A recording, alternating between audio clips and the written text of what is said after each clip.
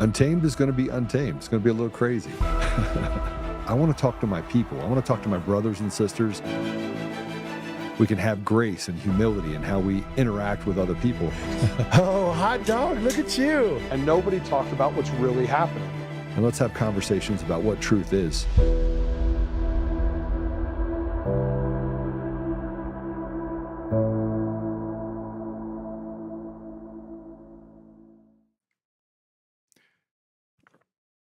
Happy Friday.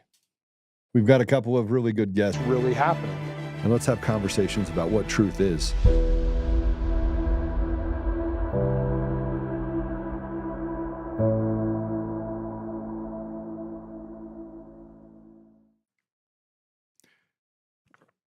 Happy Friday. We've got a couple of really good guests that'll be on today. And we'll be joined by Pete Chambers, Doc Pete Chambers, and we'll be joined by Erik Holt. So I can't see my rundown. I'll just grab it, I guess. Do you feel like everything is just coming to an end almost? Like it's just coming to this place? Pam Bondi today appointed Ed Martin to oversee an investigation into Adam Schiff and Letitia James. That caused the Krappenstein brothers to lose their stuff a little bit on that. But we're gonna talk about some more election fraud stuff and the article that I'm getting ready to put out that you'll get right after the show. It is kind of a deep dive into all things Eric Coomer. We're going to talk about Eric Coomer for the next 10 months. And not only are we going to talk about him, but we're going to be publishing a bunch of things. I've got some white papers and other documents that I was able to grab directly related to what's happening with Dominion and Smartmatic and ES&S and how are they all connected, and try to put all these pieces together and just show it to you. And then let you decide. I'll let you run out and use any AI platform you want to use. And you tell me whether or not Eric Coomer was the same Eric that was on the call that said, hey, don't worry about it. Don't worry about it. Trump's not going to win. I made sure of it. When he was in a position to make sure of it, he's a bombastic individual. He loves Satan. He's got the Church of Satan's prized possession on his arm. And frankly, he's just not a very good person. Now, he loves good publicity when it comes to going to the media and saying, hey, we need you to slander Joe Altman. By the time that I'm done with Mr. Coomer, by the time that I'm done with him, there won't be a person out there that'll believe that he wasn't responsible. Going back to, I need to correct something. It wasn't the 2012 election in Mongolia. It was the 2010 election in Mongolia. So I want to make sure I clarify that. And it all kind of melds together when you start looking at the number of times that these systems have failed, glitched, done things they weren't supposed to do, shown irregularities, and then they say, oh, it's just, whoops. Well, it's just a glitch. Yeah. Imagine if your phone glitched that much. I mean, this is the most important thing that represents the people. And they want to put it in the hands of just a few people. And you trust me, just go back to doing what you're doing. Go to sleep. We're going to steal elections. And so you're going to see some stuff that will show that they have stolen the election at every level, and they can do so on demand. They can do so on demand. They can decide tomorrow that they want to take a municipal election in Poughkeepsie, Kansas, or in Anchorage, Alaska. They pick and choose what they take, and they systematically take it by incrementalism. In other words, you can show some anomalies. You got to tell people don't take advantage of the elections, or don't dispute an election, otherwise you're an election denier. And they set the dog whistles. But the key person at the very beginning, the genesis of election fraud in this country, all roads lead back to Eric Coomer. Sorry, that's the reality. Okay. So today we're going to talk about, this is not going to be a complacent video. Yesterday I went after the fat man, Bannon, and got some text messages from people, and they're like, oh, Joe Bannon, I thought he was good. No. No, I'm not. I'm getting away from, like, Con Inc. can kiss my ass. There are certain people that are good people. So for those that believe in truth, accountability, and courage, you're gonna have a lot of that today. First voice we're gonna have is Dr. Pete Chambers. He's a decorated Green Beret. He's a physician whistleblower who's now running for the governor of Texas, and I hope he makes it. This will be a big deal. From the battlegrounds overseas to the front lines of border security, because he got involved in that going all the way back to 2021. Doc Pete has fought for liberty at every turn. And now he's taking that fight over to Austin, the weirdo hangout, Austin, Texas. And then the second interview that we're going to do today, because we're gonna knock out two, is Erik Holt. So let me tell you that Erik reached out to me. He was a fire chief, and he reached out to me and said, "No one will listen to my story. They won't listen to what I have to say." And a bunch of people for a municipal election, 2023, it was a polling place at the station. And so they said, "Erik, there's some really big problems. I need you to look into this." So he did. He reviewed days of footage. And then he was told right afterwards, when he brought the evidence to them and said, "Look, this is fraud. These people need to go to jail." Took it to the DA. They promptly told him he must destroy the video footage. He had to destroy it. He had clear evidence of election misconduct, and he refused to look the other way. But when the corrupt officials demanded he destroy it, they fired him, blacklisted him, forced him into a costly legal battle. Now, nobody talked about this.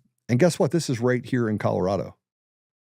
And he has been fighting this tooth and nail. So this isn't just another episode. This is a rally cry, and I believe that you decided. So somebody said yesterday, I'm done voting, because President Trump came out and said that the Operation Warp Speed was a success. Well, and somebody said, "Well, this is ridiculous. I'm just never going to vote again." Like, why? Both sides are shit. And I would tell you that the reason why, there's a saying, if you stand on a mountain, if the people at the top of the mountain and you're at the bottom of the mountain and you're crying, but it's in silence, they can't hear your cry. So we decided when President Trump came into office that we were just going to be quiet. We were going to let him do his thing. Sit back, relax. Again, the whole concept of just, let us handle it. We got it now. We're in office. Let's go. That should never have happened. You should never have taken your foot off the neck of the devil. Did you think that President Trump is just going to walk in and magically just shake a wand and everything go swimmingly? But that's what happened in 2025. Everyone laid down their swords, went back to watching TV, and that is the exact reason. You know who didn't? The radical left. They have fought. The devil has literally made this his playground. Now, all you get to hear from them is grifter, grifter, grifter, grifter, grifter, grifter, grifter. And you don't support the people that are out there doing it, but you don't get out there and do the work either. And so if you want to know how to get President Trump to do the right thing, Kyle Seraphin, I push a lot of stuff from him. He got a bunch of people fired from the FBI, and we're going to play a video too today. And that video is going to be about someone talking about Jensen's wife just died of cancer. She just died of cancer. And how could you just let a podcaster just come out and make it so that he loses his job? And I'm thinking to myself, I got no sympathy for you. So we're going to go through that a little bit later as well. So let's just get started, shall we? Do we have the doc in the house or no? Okay, let's. Do you have that? Oh.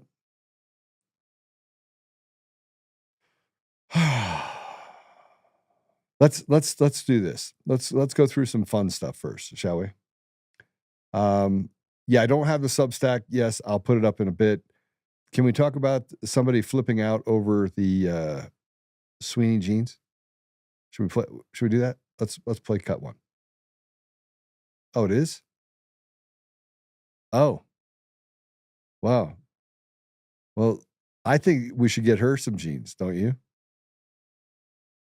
A jean jacket. Can everybody hear you or no? Did you make it so they can hear you? Well, you got to make it so they can hear you. You're killing me. You're like telling jokes in the background. Nobody can hear you. Let's do this. Let's also go to cut two. Cut two is cut two, right? All of them are images? You don't have. No, there isn't. No. Listen, let me just tell you about copyright stuff. You are allowed to play a clip for anything, Patrick, anything, as long as you give commentary on the clip that you actually play. They cannot copyright you for it. We're going to talk about it. That is free use.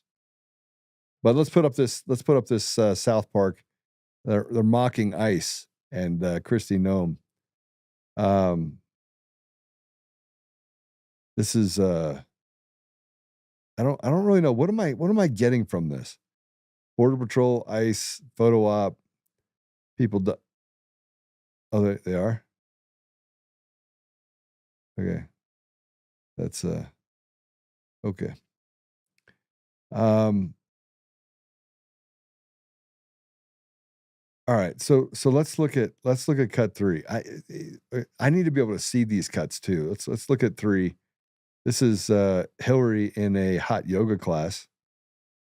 That can't be her. Is this an AI version of her? It is? Man, AI did not, even the AI makes her look like not good.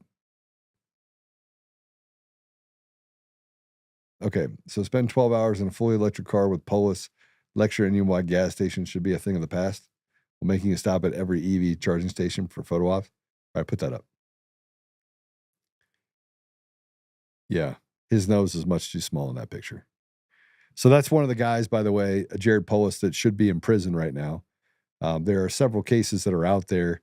And I found out that the FBI, SAC, Mike Melichek,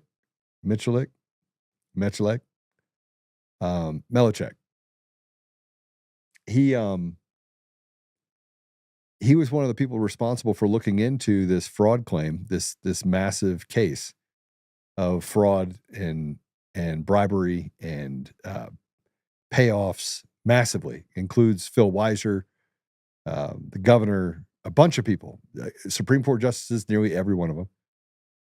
And one of the biggest cover-ups you're going to find, and has been trying to sweep it under the rug, almost as if we were talking about the Hunter Biden laptop. But Governor Polis should be in prison right now. He should have been indicted and put in prison. Well, when you have an AUSA that is married to one of the Supreme Court justices of Colorado, and you have all these conflicts of interest, and there's so many people involved in it, then who do you have? When even the DOJ, the people in the DOJ, are turning their back, and then you have an outside AUSA looking at it, who's trying to again sweep it under the rug as a favor to the other AUSA and other people because they're all buddies. AUSA is the assistant, or excuse me, the U.S. attorney. So the acting U.S. attorney for the DOJ in a state. And this is lockdown simulation weekend. So Fauci is, you and Fauci are quarantined in a cabin. And every hour he changes the rules about what you're allowed to do based on the latest data. So what would you do if you were in a cabin? Put my comments up real quick, will you? What would you do if you were in a cabin with Anthony Fauci? If you got just 12 hours with Anthony Fauci, what would you do? What would you do? Austin, what would you do? Am I allowed to say? Yeah. Choke him with his mask. Would you choke him with his mask or put a pillow over him? Would you get the wood chipper out? Well, it'd be a my pillow. Would it be, can people hear you? I hope they can hear you. Yes. Okay. It'd be a my pillow. You'd have the my pillow. Wouldn't that just be ironic that he would be smothered with a my pillow? All right. So let's talk about what's happening in Texas currently. We'll walk through this. Texas political chaos. Democrats fled the state to prevent a voting on the redistricting. This is in the AP News. They arrive in Illinois to block a vote back home on the House map sought by Trump. This has now been going on for a couple weeks. Now, they stated that they were just going to expel them, but that hasn't happened. And this standoff is over redrawing the U.S. maps to make sure that it was written based on people who are able to vote, that are citizens. So it's actually heating up quite a bit right now, and they are. This is supposed to be democracy, right? So I just want you to point out. I want to point out just the ironic nature of what is happening right now. So if you decide you don't like something, and the people elected 100 people, let's say they elect 100 people in the Colorado or in the Texas legislature, and they said, hey. And by the way, Texas got it right because they only meet like I think once every 2 years. But the Texas says, "Hey, I want this to be Republican. It's a Republican deal." So you go and you vote. Okay, you're supposed to go vote, and let's say that 60% of those people are Republican, and people send them to the legislature to vote on things. And you take a vote, and 60 on party lines, 60 say, yep, we want to do that. We want to change the lines. And 40 say no. That is democracy. Now, let's take a step back here for a minute. The 40 say, I'm not going to show up. I'm going to block your ability to have the will of the people heard. That's criminal. You're committing a crime. You're blocking the ability of the people in the state of Texas to have a voice because you don't like it. So you want me to accept the 2020 election, the 2022 election, the 2024 election. You want me to accept all that. But if you don't like what happens when people elect people in Texas, you just say, I'm out. I'm going to go to Illinois and hide. So that democracy is the fact that we get to stand up and fight against this fascist regime. For 4 years, we put up with these demons. And now we want to take the soft hand. You want me to have the soft hand on these people. You want me to feel sorry for people that are losing their jobs. I don't feel sorry for them. I don't feel sorry for them. They should be arrested, charged, and thrown in jail, all 40 of them. I don't even know if it's 40. It's like 23, 24. Throw them in jail. Because if you don't get what you want, you get to block the will of the people. That's treason. And you can call it any way you want. We have rules in the country. I had to put up with it for 4 years. And if I had my way, let me just tell you, I'd be throwing people out on their heads. And I still today, I want blood. I mean, I've told you this before. I want blood. But it's not for me to get blood. It's for me to stand up, do the right thing, let God be in the driver's seat, and to just act. Pray, stand, speak, act so I don't become these clowns. But look what you've done to Texas. So Doc Chambers is in Texas. Pete Chambers is in Texas, and he's running for governor of Texas. My guess is that he wouldn't do what Abbott did. He'd have thrown every one of them. He would have sent them out and said, I want arrest warrants for every single one of them. I want thrown in jail, and I want them expelled. I'll appoint people and worry about. I don't care. I don't actually care what the courts say. Don't care what the courts say. We're not going to have an interference with the ability of the people's voice to be heard. So with that said, I'm not going to waste any more time. I'm going to go ahead and bring Doc Chambers in. I'm going to start calling him Doc Holliday. Doc, welcome. Hey, right. Hey, Joe, how you doing, sir? I'm good. Good. I've spent the last couple days going. Go ahead. I spent the last couple of days going a little off the rails on Con Inc. So you're probably going to get a couple calls. Perfect. We've got the receipts down here, brother.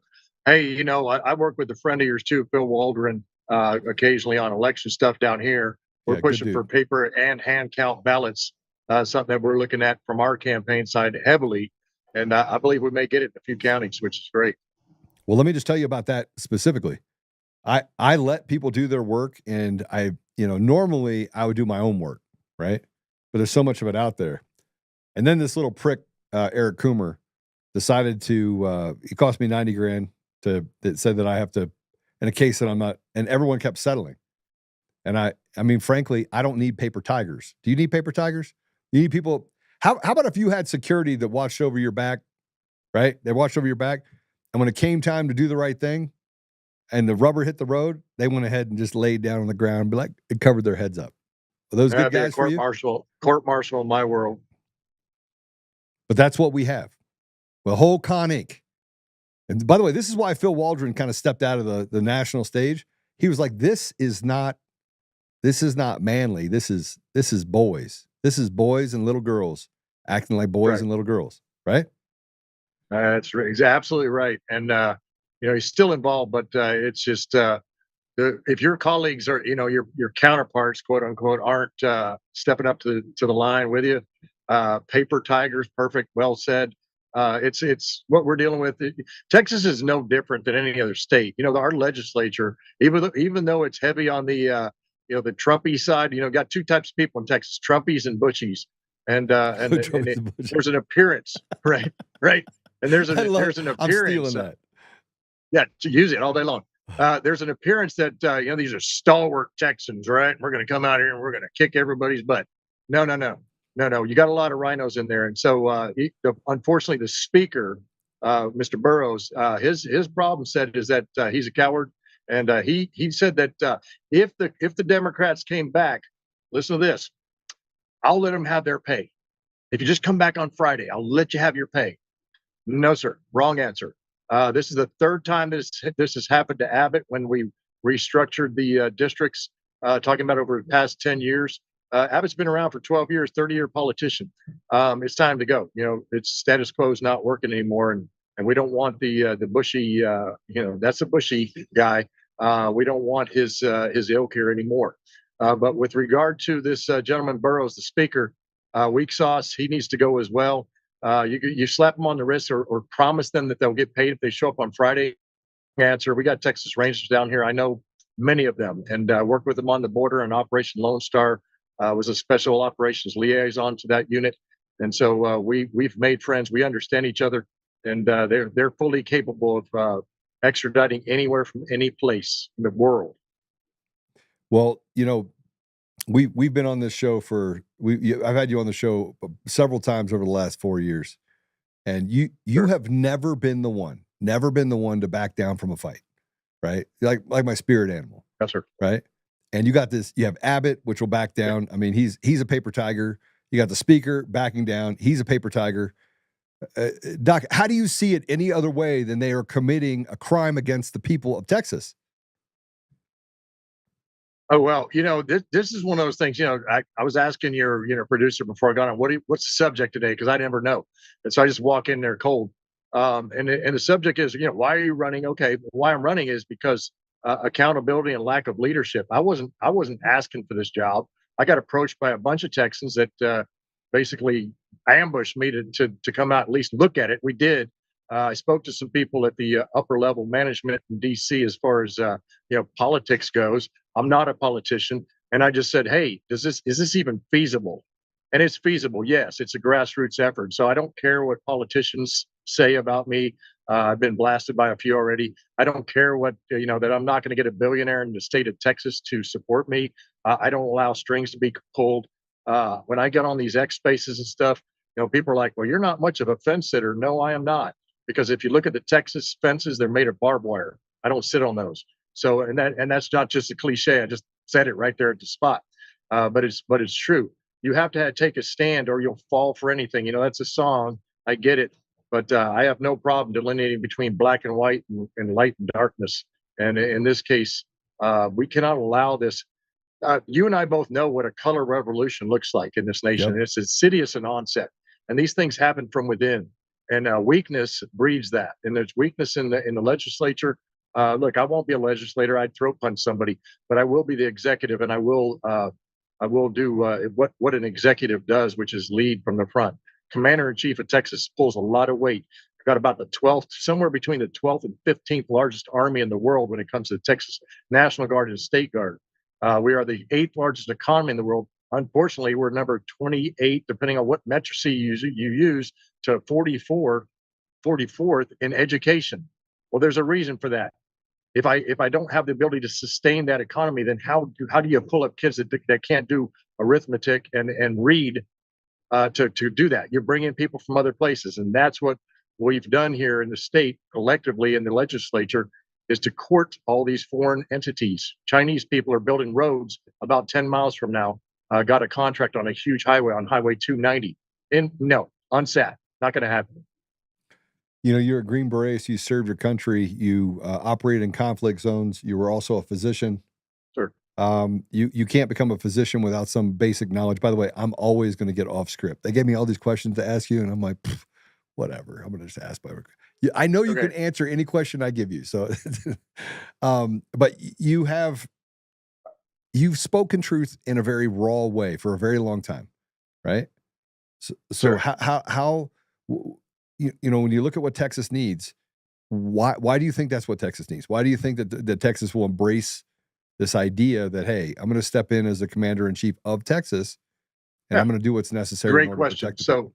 So great question. Let's look at what just happened here. We just had a storm, of course, a flood that the Guadalupe corridor was covered down on, and hundreds of people washed into the river. Our team, I'm a counter human trafficking team, as well as humanitarian assistance and relief team. We went to work right away. It's our backyard, 2 hours from me, and we took pretty heavy lead on that. You know, you don't want to have a disaster to show you what leadership, bad leadership looks like in an exigent circumstance. But we took the lead, honestly, with probably about 17,000, 20,000 citizen responders. And I brought in SEALs and Green Berets and MARSOC guys that were combat divers, took leave from their home stations and came home, they're Texans, and put them to work. And then we also fielded out field teams that went out into the periphery in some places like Sandy Creek that got no government response, and did what leaders do, right? So you take chaos, you control the controllables, and then you bring some semblance of normalcy to it. But in that, I looked at the eyes of every person that I saw out there and truly care about them. That's the kinder, softer, Doc Chambers, Pete side. That's a doc, but also using the operator stance of, I know how to lead men and have done it downrange and have done it back home in the special operations community, and then my prior years as an enlisted guy. So I can do that. But when people say, "Well, you're just a soldier," what do you know? There's a little different flavor that comes with the Green Berets.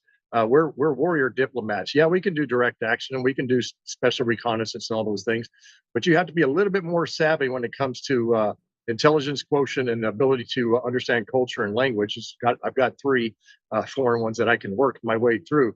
But the point is it's to stay alive and then to build countries to either foreign internal defense or unconventional warfare, which we are experts at. And what falls under that category? That's regime change. And so I can see it happening to our country from within. It's soft. Yuri Bezmenov warned us on it. It's what's happening. We're not going to let it happen in Texas. So when I believe that I need to step up and take a stand, and I watch people coming in and talking to me, and I look at the sentiment analysis on all the different mediums, I've got the smartest guys in the world working with me, the JSOC targeter, retired, that understand how to run these kind of things. Look, we're just going to let them lose. They're already doing it. And I'll just continue to be a public servant. All right, so let's talk about the other side of you, right? I mean, there's the stick and the carrot, right? You Right.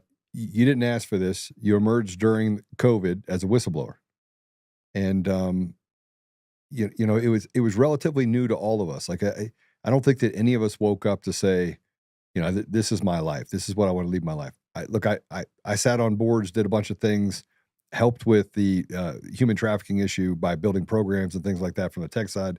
I know that you had extensive experience on both sides of serving, right? Not just serving in the military, but serving the people of Texas, right? So how does that time that you've had the last 4 years And how does that shape this? How does this shape it into being able to see what's the future for Texas? Like what can you? I mean, it's got to be pretty clear.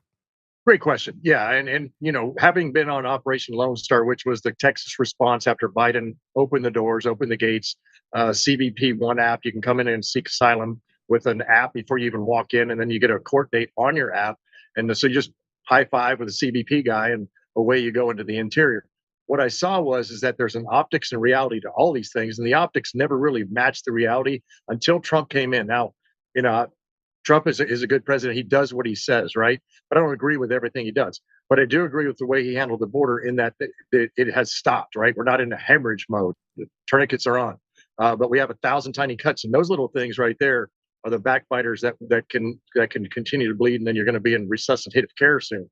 So when I look at that, I match that up with, not only the problem sets, because these things happen in parallel. Not everything, if you have a hammer, not everything needs to be nailed in if that's the only thing you've got. But I understand, education system, definitely understand the energy system, because I've got family in it. They're roughnecks, and it's understanding from a tactical level. But I talked to the guys down there in Houston, the landmen, and I'm going back down next week, talk to the oil guys and say, all right, what's the deal here? And you can say drill, baby, drill all you want. But if you don't turn on the refineries that have been shut down during the Biden administration, it takes 3 to 5 years to power one of those back up. If you can't pump it back up, if you can't, no matter how much you drill, the price per barrel coming out of the ground is a huge factor. And so we'll see what's happening there as we get closer to the election as to which way we go with that line of effort.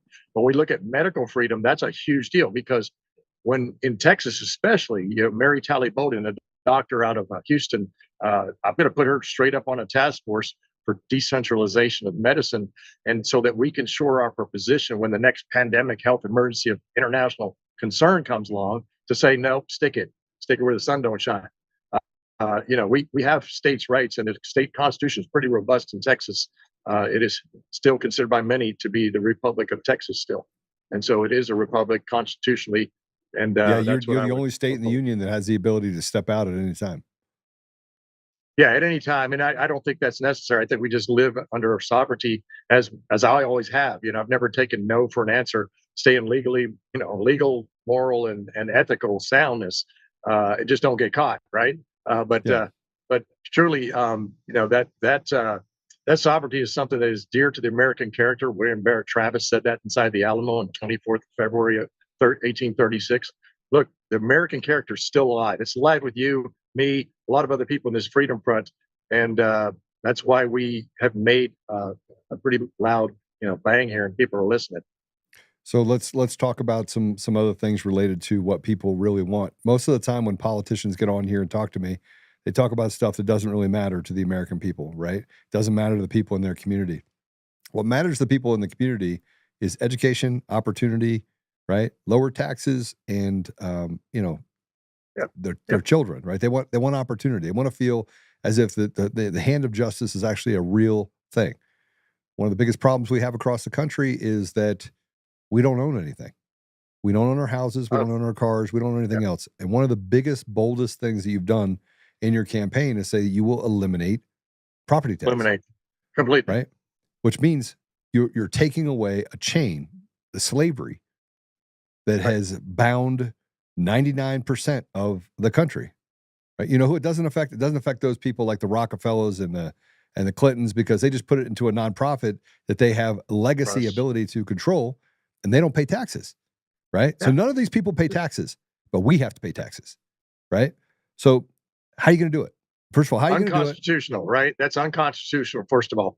Life, liberty, pursuit of happiness or property, that's a real thing. State constitution is very, very clear in Texas. The corporations are to be taxed, or usury fee, as they would call it. So how do you do it? First of all, there's a guy named Don Huffines. He ran for governor last time. He didn't win. Alan West was on the same ticket. He's a friend of mine, and I talk to him pretty regular. Good dude. He's going to go for the commissioner, right? So, or not commissioner, comptroller. And so what Don Huffines is proposing is to Doge Texas, right? Same principle. The problem set is, I saw on the federal level is there wasn't a lot of wraparound services from the legislature up there. A lot of weak people in DC, and so they didn't actually enact those savings to give them to the citizens. Exactly right now in Texas, I believe we're $26 billion surplus on just emergency response alone. We're in the billions on other surpluses. So there's a way to phase out the taxes pretty quickly. Governor Stitt in Oklahoma, I'm talking to his team. He's doing it right now. He's phasing it out. Sometimes when you turn off the switch on something, it can set a disequilibrium problem set with regard to economy stuff. So it can be phased out pretty quick, I believe, within a couple of years. But I'm going to first of all look at the feasibility, do the study, make sure we can do it, and then by the second year is my intent to be at zero property taxes, because you utilize those funds that you got on reserve and you say, okay, here we go. This is how we're going to offset this. The other thing is you got to look at stupid policy. And stupid policy is when Abbott did a few years ago to lure in big corporations and big developers, he took off the usury fee to their trucks going up and down the roads. That's an infrastructure thing. Well, what are we doing? You know, these people that come in here from California driving Teslas, hey, look, those cars don't beat up the road that much, right? And don't California my Texas, by the way. Just go throw that out there. So, but they're doing it. They're doing it. Yeah, they're doing it.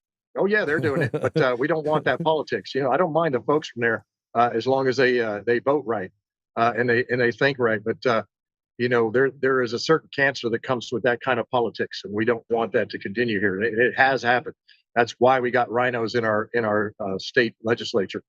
And then the other thing is we doge it, right? We get it tight, and then we look at where the expenditures could be cut back or saved, and then start giving that back to the people, and then truly tax the right people. So it's going to be those large corporations. We've got enough of them here right now.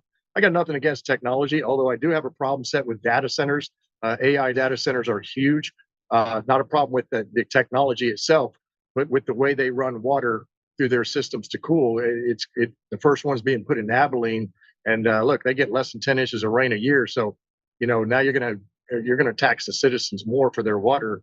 There again, there's another tax, and water and electricity is going to go through the roof. You make people pay for what the corporations should be carrying the burden for, right? And that happens over and over again. Bingo, right there, Joe. And yeah, because they keep telling us that and these decisions are made. And I'm thinking, oh yeah, jobs. I get it, but yeah, and I know where you're coming at with this is, but it's going to end up being a problem set, because that one right now in Abilene was not discussed at the county commissioner level, was not discussed with the local leaders.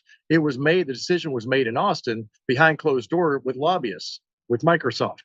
So that kind of stuff has got to stop. So this is what I suggested to my staff, and they all kind of scratched their head and said, lobbyist TV? What do you mean? I was like, well, put a camera in the damn office, and then whenever they meet, I'll just turn it on and talk to them, say, well, go ahead. What deal did you have with Greg? I mean, we'll just let everybody watch it in Texas. Yeah, well, I got no problem with that. And I got to tell you, I'm trying really hard to get to Texas as to become a Texas resident, and so the property taxes in Texas are awful, out of control. They're, I mean, $30,000. That's right. $30,000. Right. Yeah. I mean, that's just not even. That's not.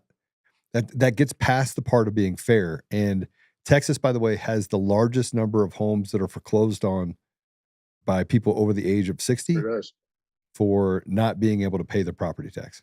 It's the largest. Texas is the number one state. Yeah, here's a good one out. Yeah, here's a good one for you. And anybody out there that wants to fact check this, go ahead.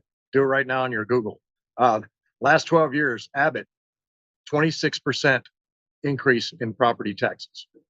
26%. Well, I can tell you right now that that's true.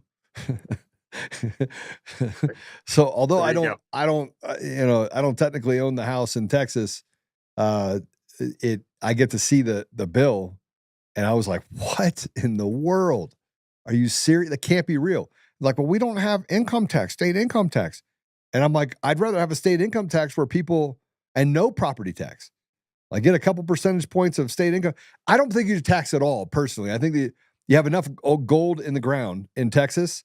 I mean, you're the number one producer of energy products in the country, the fifth largest in the world, and you're paying. I mean, look, go to Dubai, go to the UAE, go to Saudi Arabia. They don't pay taxes on anything because they have a natural resource.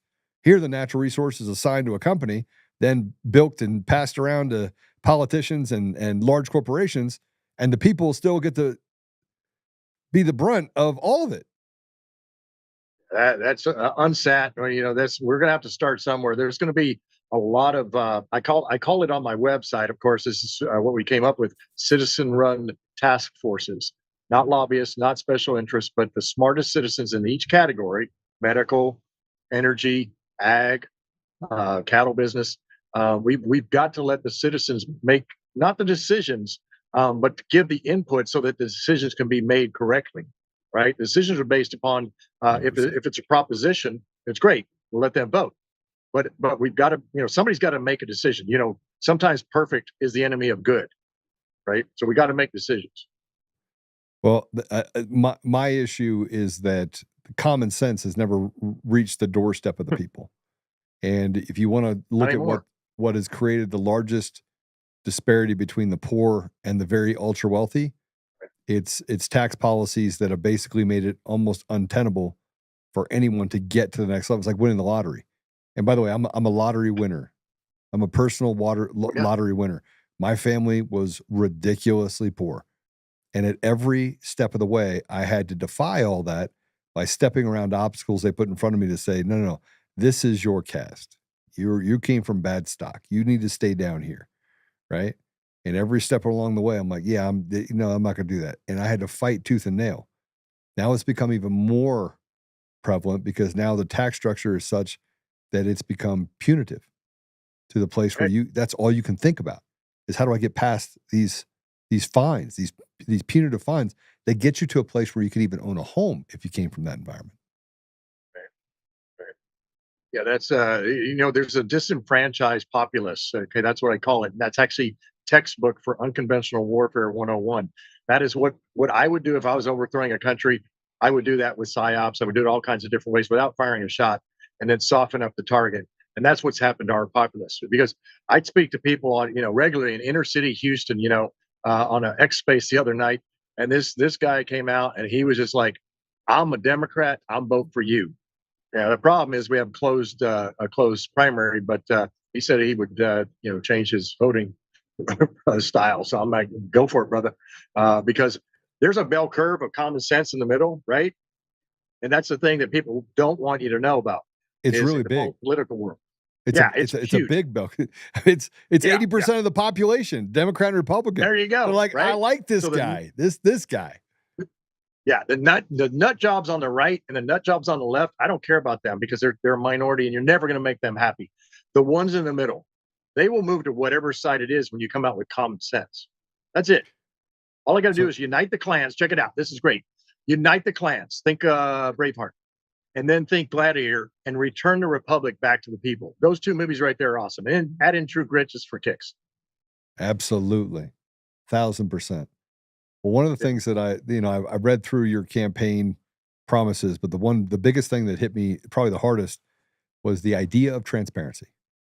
How do I become transparent and bring the will of the people forward rather than the will of, you call it the left and the right, the two wings of the same bird that touched the uniparty, the rhinos. Frankly, these are traders that have sold out the people in their communities for a couple of pieces of silver, right? Because most of them are too stupid to ask for more money. Yeah, I'm really bad at that too. I just told them, give me $18.36. That was the year it was Republic. Yeah. Well, give me the 1 minute elevator pitch. How do people look? I'd vote for, if I go to Texas, I'll vote for you. I've been told that I need to run for governor of Colorado. I've threatened to do it. Everything we have now on the left and the right is weak sauce. In a straw poll in 2022, I was nominated to be to run for governor of Colorado, and they did a straw poll, and I got 76% or something like that, 78% of the people that were in the caucus that would have voted for me to become, which would have pushed everybody else out. But I turned down the nomination on the stage because I felt like I needed to support other people that were in the race. I made a political decision. I didn't make a people decision. I regret that now. Yeah, that's a selfless decision, and those are hard. But I've had to do that before in a military career and say, hey, this guy, even though we're both equal in peers and status with regard to rank, I think this got to be better for that particular mission. It's hard to do, but sometimes it's the right thing to do. Yeah. Yeah. But my wife does not want me to run for office. Stay married. 23 years. Stay Bro, married. 23 years. Yeah. The problem is stay married. we need strong men to run for office. What are we doing?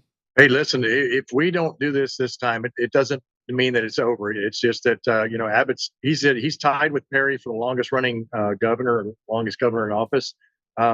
It doesn't mean it's over. It just means that we'll refit and we'll come back again. Unless we get somebody else that I can high five with and say, okay, you take the torch. But, I'm in this for the win. And here's the deal. And this will be the pitch, essentially. I don't like to use that word, but this is the bottom line up front. Bottom line at the end. It is the 3rd of March, 2026 is the primary. Now that's the day after the Declaration of Independence for Texas, March 2nd. So that would be, let's just call it the 3rd of March Liberation Day from complacency and status quo with the current regime in Austin. So that's the day that I got to get people to not only register to vote, but if I can just get 1 million of the almost 2 million veterans in the state of Texas, plus the people that live here and all these bases that have Texas driver's licenses. If I can get you all just to take a direct order from a lieutenant colonel and get out and vote, right? If I can do that, if I can amass that, I know beyond a shadow of a doubt that your families, your children, your grandchildren will grow up in a different environment, because this republic will stand. And we will maintain the frontier spirit, everything dear to the American character. A constitutional republic will go on. Doc Pete Chambers, for governor of Texas. I will vote for you. I appreciate all the work that you've done, and I appreciate the commitment that you've done. And one thing I'll say about our friend Phil Waldron, that's a man of great character too. That's a man that should probably step out into public office, even though I know he never will. Right? He's a man of great character, and so tell him I said he's a true quiet professional. Yeah, he said when you're a man, you don't hang among boys, I think is kind of what I got from it. And he lives it. He does. Well, I appreciate you coming on. Thank you. God bless you. I'll have you back on. We'll make sure that we contribute to you. And if you get a chance, what's your website? How do people follow you so I can make sure that I do that before you get off? Yeah, it's real easy. Doc, D-O-C, Pete Chambers, CHAMBERS, make sure the S.org. DocPeteChambers.org for governor. Go there, check it out. Drop him a few dollars. It's just a few dollars. I'm going to start pushing everyone to do the right thing and to donate where it is going to be effective. Good way to start. Doc, thanks for being on here. God bless you. Thank you, sir. He's a good man. And when he brought up Phil Waldron, if you don't know, Phil Waldron is one of the few people that I met when I was in DC who never had a thirst for anything other than the right thing. He is a consummate professional. He worked in the security world, also in the military, and just a great dude. And he was at the symposium in 2021 with Mike Lindell, and there was some information that was out. Anyway, I looked at Phil, and I think I said I was talking to one of the guys that came there with me. His name's Don. And I said, he's checking out of this whole thing, because it was a circus. It was a circus with people who had lost their ability to have maturity. See, that's what we lost over the last 4 years, maturity. Evil just goes off and does whatever it's going to do. Evil does what evil does. But our side, it's this thirst that you have for power and money and recognition. I've never been comfortable with any of it. So that comes off as arrogance. Joe, you're arrogant because you'll just kind of whatever and just walk away. Well, it's not arrogance. It's experience. Like I've just experienced more and I've done more in my life than most people have. Sorry, if you don't like that, that's the reality. And so the same thing we said for Phil and for Doc Chambers, it's like, how does the rubber meet the road? How do we make sure we accomplish what we set out to accomplish, become mission driven? And that you make sure you're mission focused, you get everything done, right? Check things off the list, make sure everything checks out. Over the last 4 years, I think I got a little soft. I didn't want to talk about, because people would tell me, Joe, you can't talk about this, you can't talk about that. Hey, be nice to this person. So I was like, oh, maybe I need to play their game. And of late, I came back to the realization that I don't want to play anybody's game. I was much happier in 2019, 2020. I was happier when I stood out there in the COVID deal and I was beating the brakes off of the Antifa guys. I didn't care what people said about me. All of a sudden I did. And I let them affect, what I said and how I said it. Because I'm like, I probably should have said it. No, I want gallows. I want people who committed treason to be hung by those gallows.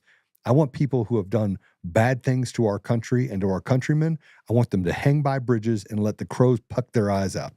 That's what I want. And by the way, it's in the Constitution. It's actually in law that if you commit treason, you die.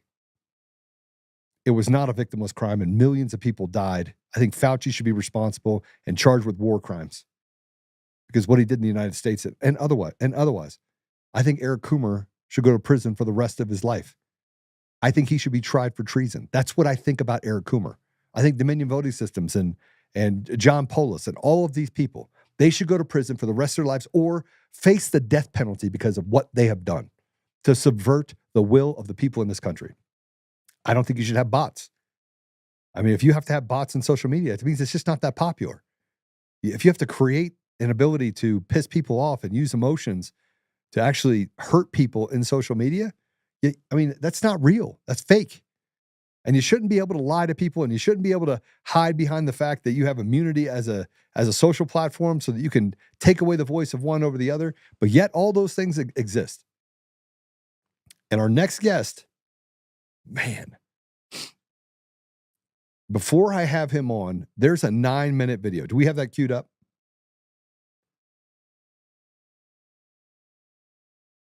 It's 9 minutes long. All right. I'm not going to have Eric on yet until you watch this video. Then when I have him on, I'm going to talk about all the things that he discovered. This is the time where you get to be the ambassador of truth and you get to share it. Yeah, I already know that we're breaking algorithms everywhere though by reposting and rerunning things and getting people engaged in a conversation all day long. Our website is blowing up as a result of it. And so I know that it's working and we're going to continue to run the reruns every single day. We can continue to do it, right? And we're going to get better and better and better. I might actually do some stuff where we have a guest show host in the morning where I'm going to have calls from you. We're going to have all sorts of stuff. But now it's a chance where you get to actually share. You get to be a part of the solution, not the problem. So, but before we go to break and before we're going to watch this 9 minutes, we're going to go to a commercial break right afterwards. And then we're going to have Eric on and he's going to tell you his story about standing up silently. No one's even told his story. And yet it cost him his job. It cost him his reputation. And they covered up the crime. And guess who did nothing? The DAs did nothing. The police did nothing. The sheriff did nothing. The politicians did nothing. The congressmen did nothing. They all did nothing. You want to know why? Because they're all in on it. And they're all cowards. Let's call these cowards and these punks what they are. They're traitors to the American people, and they allow for elections to get stolen because to them it's like, it's just the way that's just how the sausage is made. No longer. Watch this video. All right, I'm back. So the next thing I promised was to show everybody the screenshots from the actual surveillance. So what I'll do is in the comments, I'm going to post the election statutes or the laws basically and the penalty for those, which in my previous video I showed the list of poll watcher and election offenses in that 1505 Colorado statute or whatever it is. So what I'll kind of do now is break down screenshots and then please compare on your own to the comment section with the laws. All right, so the first one, just to kind of give everybody a sense of the polling location, what you have here is the fire station training room. As you can see, the poll boxes, or where people cast their votes, is blocked to the camera screen, which was required. And then what happens to be this group of folks sitting right there in front of this camera here are the actual poll watchers. So quick little violation there. This gentleman on his phone seems to be taking a picture there of voters. And then here's another one. This is probably the most egregious visual of everything, but what you see there is the head poll watcher lady, and the campaign manager for the candidates has a laptop out. And when I had met with the DA investigator, they have software where they can render that image of better quality. And what he did was compare what's in front of the camera up here to what you could see on the screen. And turns out she's actually recording the election polling locations and people coming in and out there, which, of course, is quite a worrisome thing. So out here, this is the front of the fire station there, and you can see the cones for the electioneering zone, which if you look at the very top, you'll see another cone out there.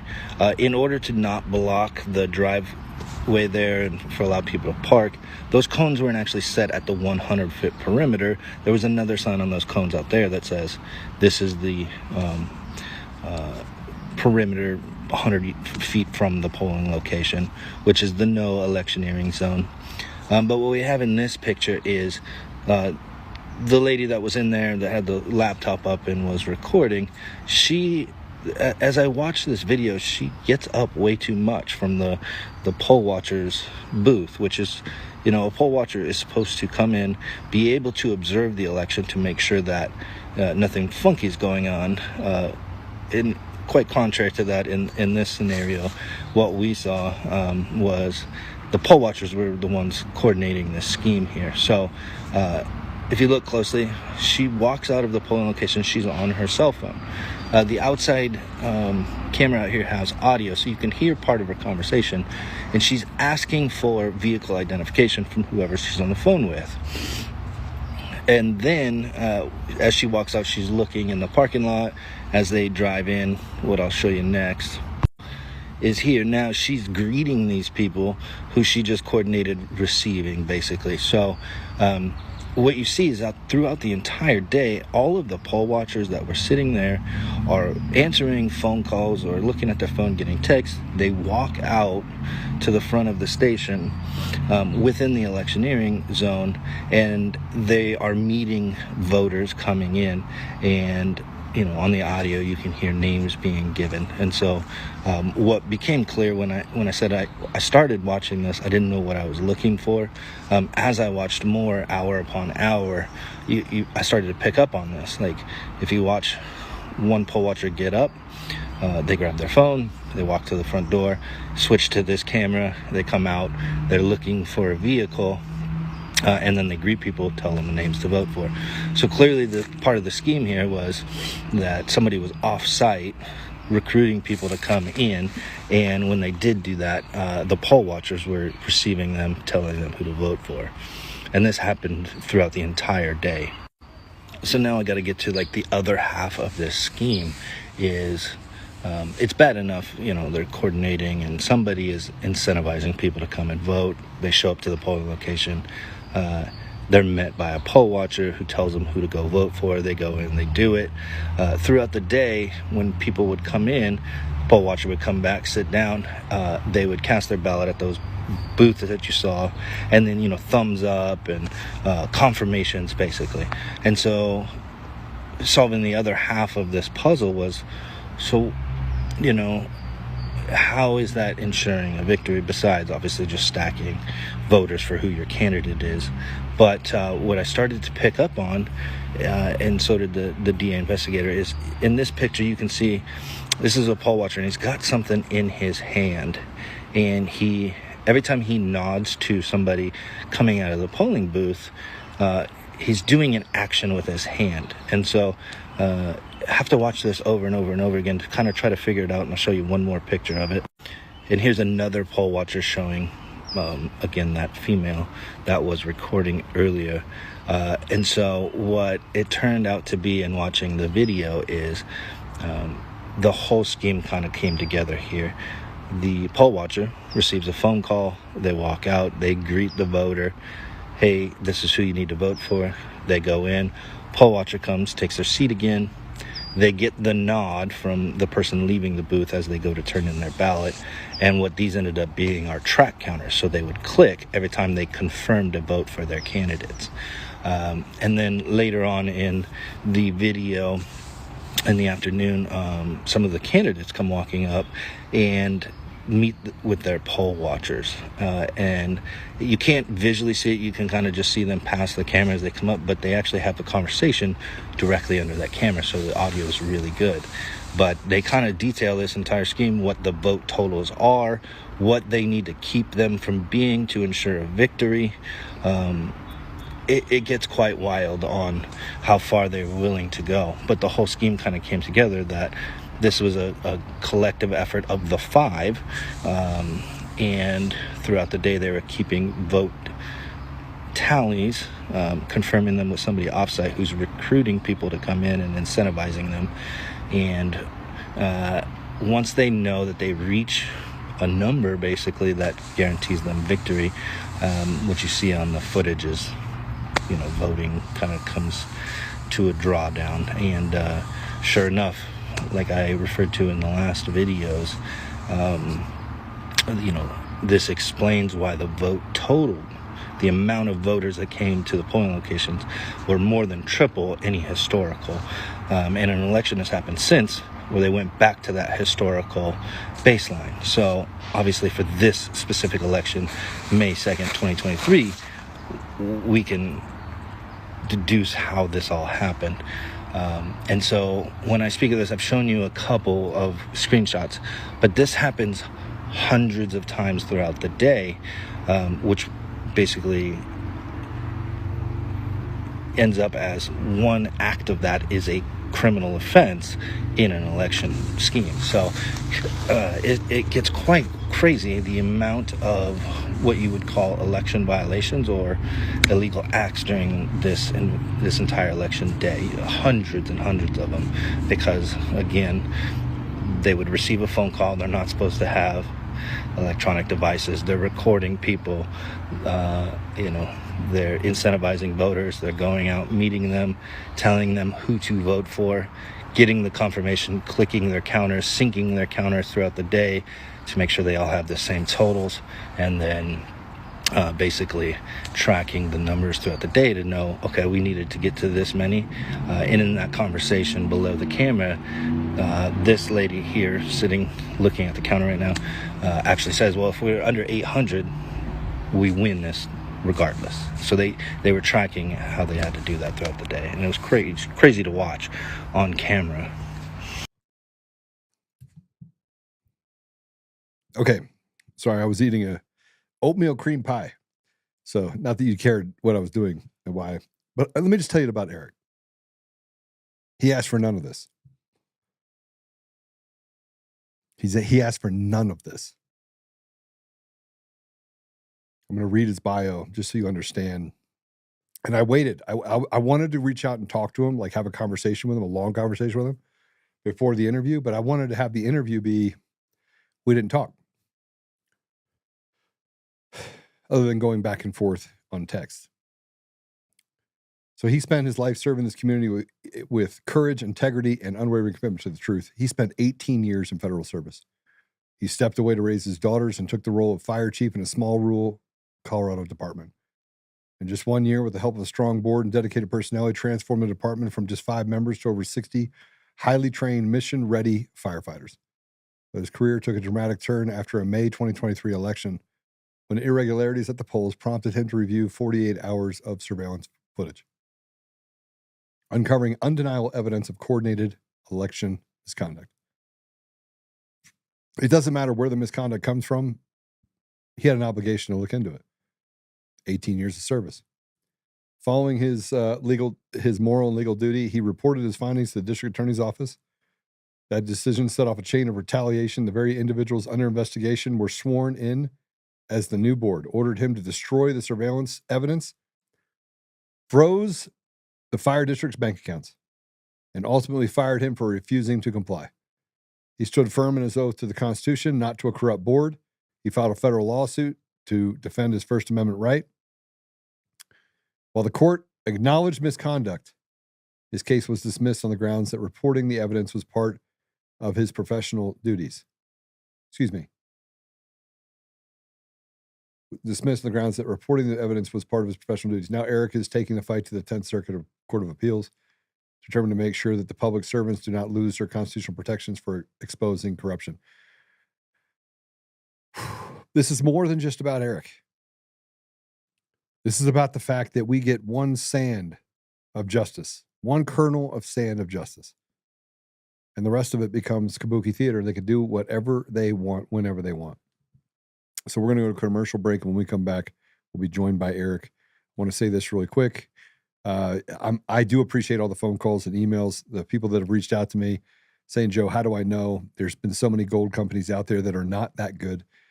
We also have a gun company that's going to be coming in too, and we're going to have some conversations about that. But Goldco, bullets, precious metals, right? I mean, there's only three things that I think you should collect: bullets, guns, and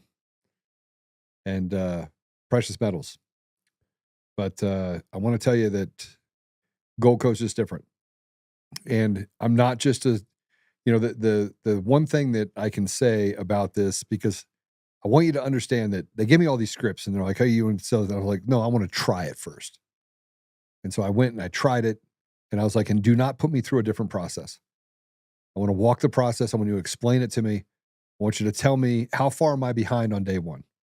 Like, if I buy this right now and I put this in the IRA, how much am I going to be behind? And they're like, it's like getting, a life insurance, not a life insurance, but you invest in your IRA, right? There are penalties if you take it out. I'm like, okay, that checks. I'm not going to take it out, so I'm good. And it's based on spot rate. And I'm like, okay, I can deal with that. I want them to make money. And then I walk through the process, and just like you would invest in anything else, I get some sent to me, and I'm now going through the process of converting over my IRA.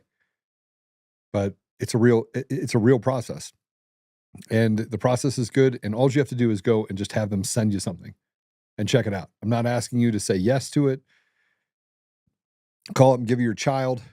Just want you to go to untamedgold.com and try it. Have them send you a packet. And if you like what you hear, and like what you say, and you check out all the reviews and the things they've been able to do, and some of the other spokespeople they have, like Candace Owens and Magnum PI guy, Tom Selleck, there's a reason why they have really good, ethical people that are representing their product, including me. So they go there to untamedgold.com, check it out, and it'll go through all the reasons and get your kit. And then when you get your kit, that'll push you towards the ability to have confidence in a company that's been around for decades. So we'll go to a commercial break. When we come back, we'll be joined by Erik.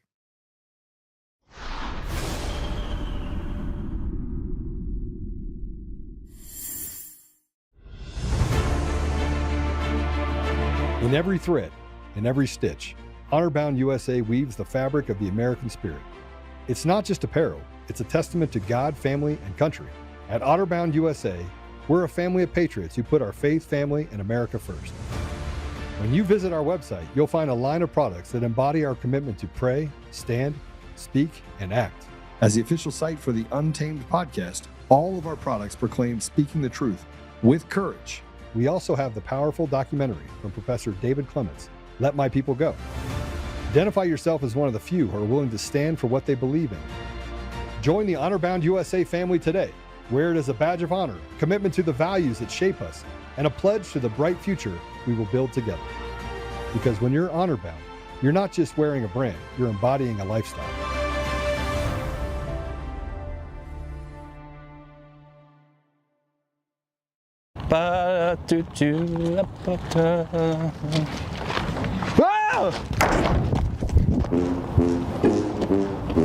Gabe! Gabe! Dude, Gabe, something's in the dumpster. Whoa, what is that for? Something's in the dumpster, man. Well, let's use the burner. We don't want to wake the neighbors.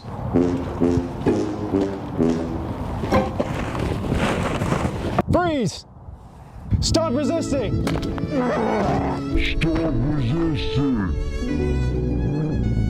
If you're looking for a less than lethal option for self-defense or keeping pests out of your dumpster, then check out Byrna at DCF Guns. Visit us at our 3 locations in Castle Rock or Colorado Springs, or visit us online at dcfguns.com.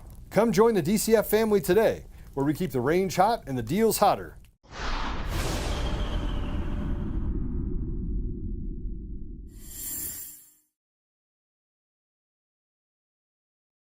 Okay, hey, we're back, and I'm just going to get right into it and bring Erik on. Erik Holt, welcome to the show. Thank you. I appreciate it.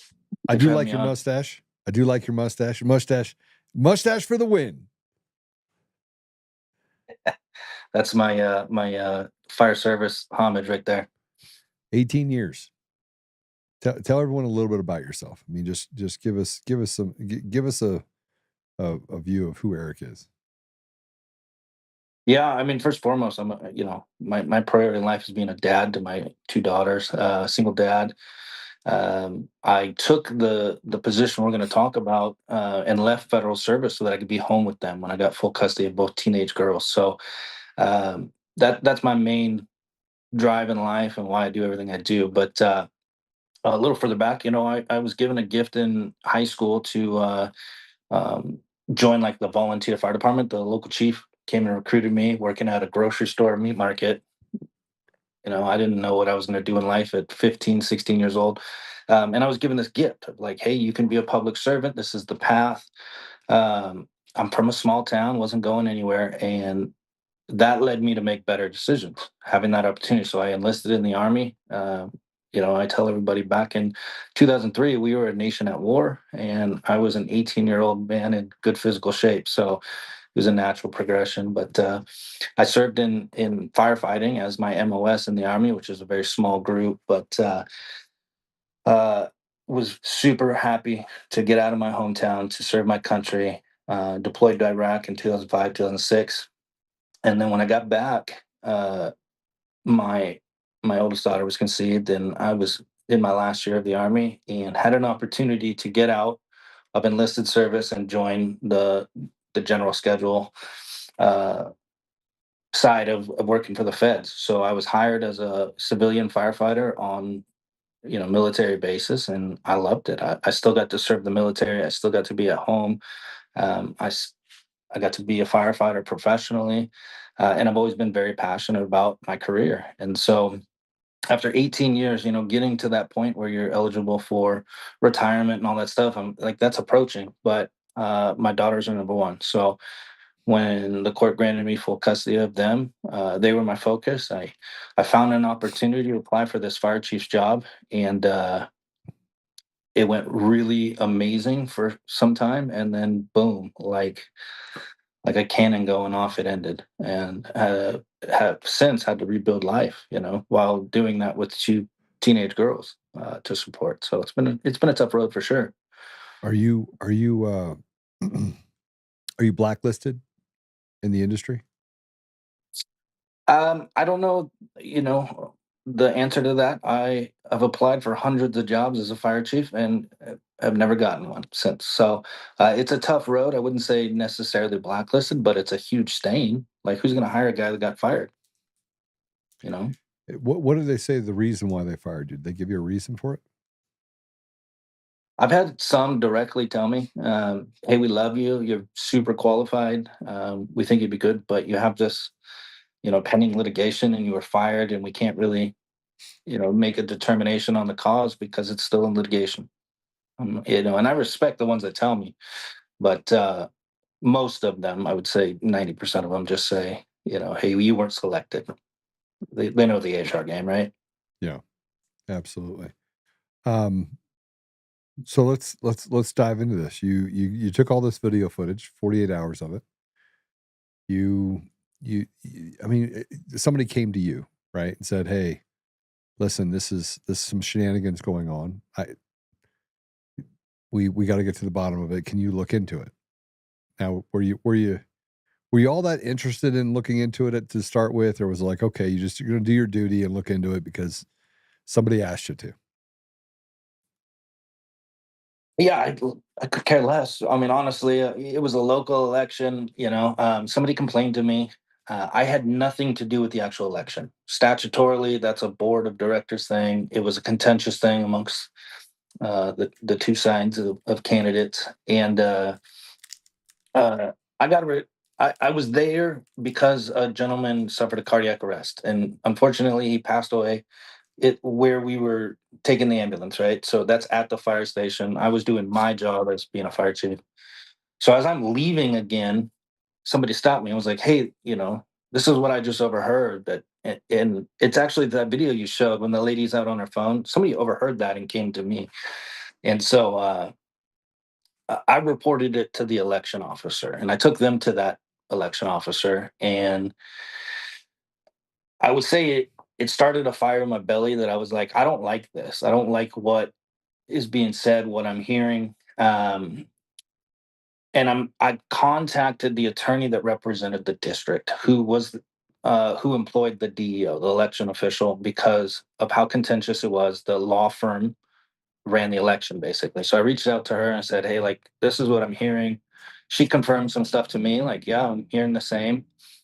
Uh, and then like immediately I thought, okay, there's a security system. Maybe I can do it. I can investigate this kind of on my own. But this is a third party vendor. So I had to go, in the days after, to Walmart, buy thumb drive, go to this third party company when I was off work, pay them out of my own pocket, and retrieve this footage. And then I didn't know what I was looking for, man. 40 some odd hours of footage to go over. And I just sat down with the statutes printed out and started watching. And I like by the time I pieced all that stuff together, I was like, oh no, right? Like there Nobody is wants to fight that. Nobody wants to find out that the voice of the people had been subverted by a group of people that committed crimes. Nobody wants that. right. And it was so obvious, like once everything was together, like you just showed that video. That stuff in and of itself is a small portion of it, but it's so obvious. Okay, so you take it to the DA. Who's the DA? What's it's district what? Fourth Judicial, El Paso County, Colorado Springs. You took this to El Paso County. So it's a combined judicial district between Teller County and El Paso County. Okay. So they're the ones that handle it all. And you were this fire chief in the town of Florissant. Okay. Okay. I'm starting. My blood's starting to boil because El Paso County is one of the places that I did the cast vote record analysis that found that Dominion Voting Systems was using an algorithm that was created by Eric Coomer in order to steal elections, and others as well. I mean, he was this. I have different issues when it comes to the election. You probably now at this point has heard about that. So you took it to the district attorney of El Paso County. Yeah, did you talk to the DA or the ADA at that point?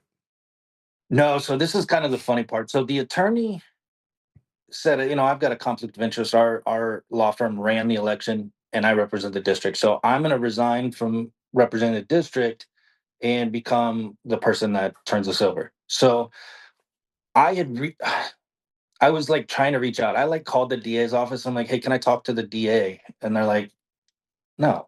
Like I was pretty naive to the whole game here.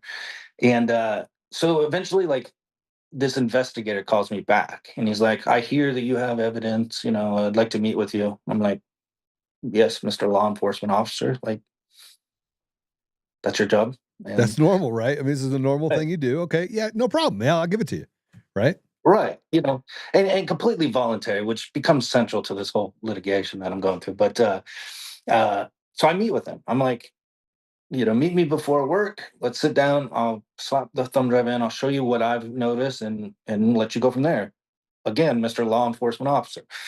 So the guy was cool. He meets with me. What was his name? Clint Kramer. Okay, Clint Kramer. We're gonna keep tabs on all this stuff. Okay, Clint Kramer at the El Paso County DA's office. He's a criminal investigator. He meets with you. Keep going. Yeah. So he tells me from the beginning, like, I'm not the guy that does election stuff, but David Guest is on vacation or isn't here, but he is the guy that will investigate this. I'm here to kind of collect everything, and I'll pass it over to him when he gets back. That guy's David Guest. Okay. Yeah.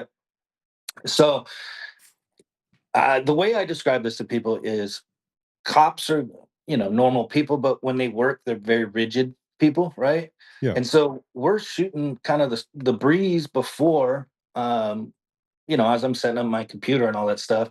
And I start playing him some of the video, which you guys have just showed, and he gets so rigid, like a board, and he's in work mode all of a sudden. And so I noticed the body language change, and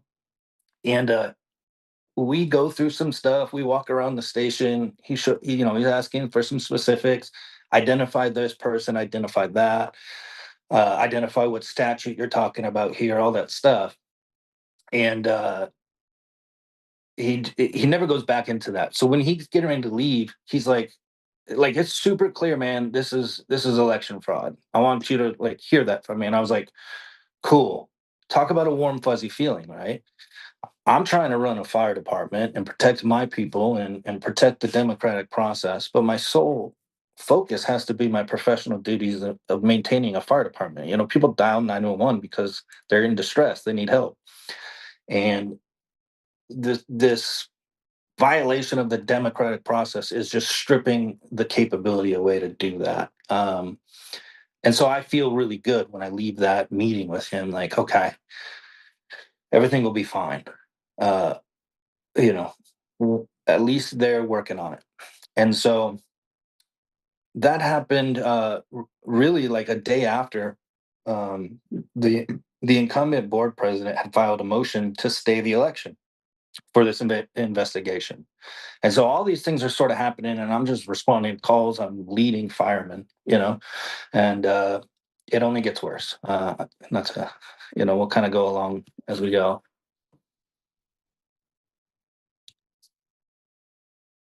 Sorry.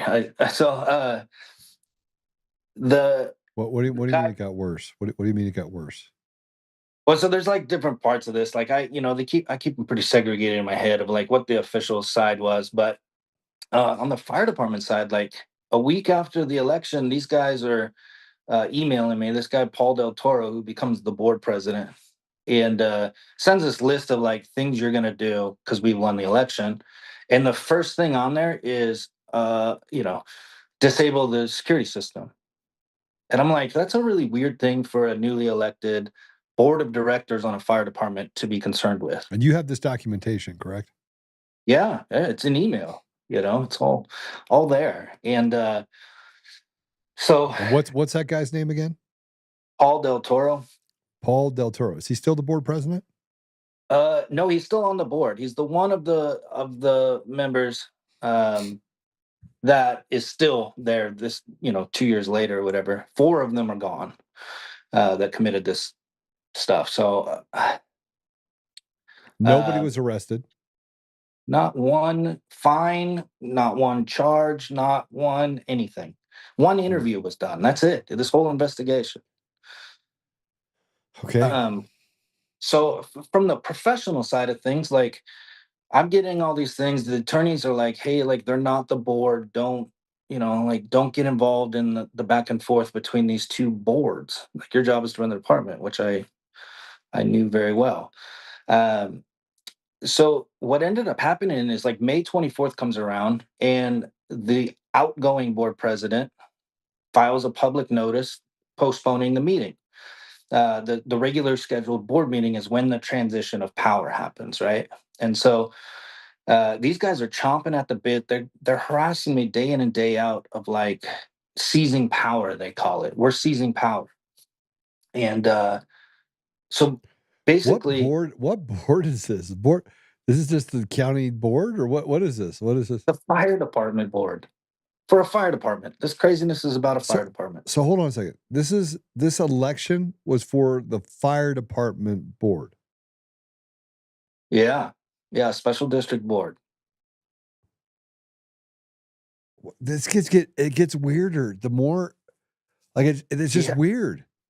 It's how I ended up in this position makes no sense to me. I will tell you that plainly. So they're stealing fire department boards. See, yes, they're stealing the election to serve as a board of directors for a fire department. And they don't get paid. There's a small stipend, but like it's not any incentive. You know what I mean? But they're stealing. They're committing crimes. Yeah. I can't even. I'm sorry. The funny part of this for me is that people will do weird things just for power, right? For a couple pieces of silver, and ego and power. to run a firehouse. I mean, right. But the last concern on their mind is running a fire department. That's what, like, I need people to understand here. Is, as the fire chief, I'm like, I've got a department to run.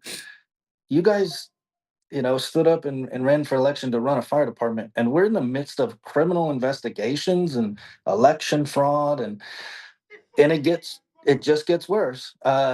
So this board that committed election fraud, 5 days after I turned over this evidence, now declares themselves seized power because they don't acknowledge that the meeting got delayed. And so literally, like, the attorney just kind of throws her hands up like, yeah, this has to be decided in court. Like, I don't have the authority to step in either way. And due to the conflict of interest, like, I officially resign now.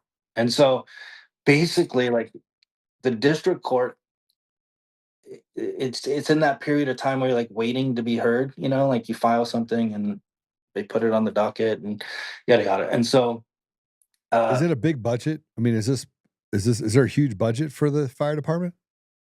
about $1 million, roughly. It's $1 million.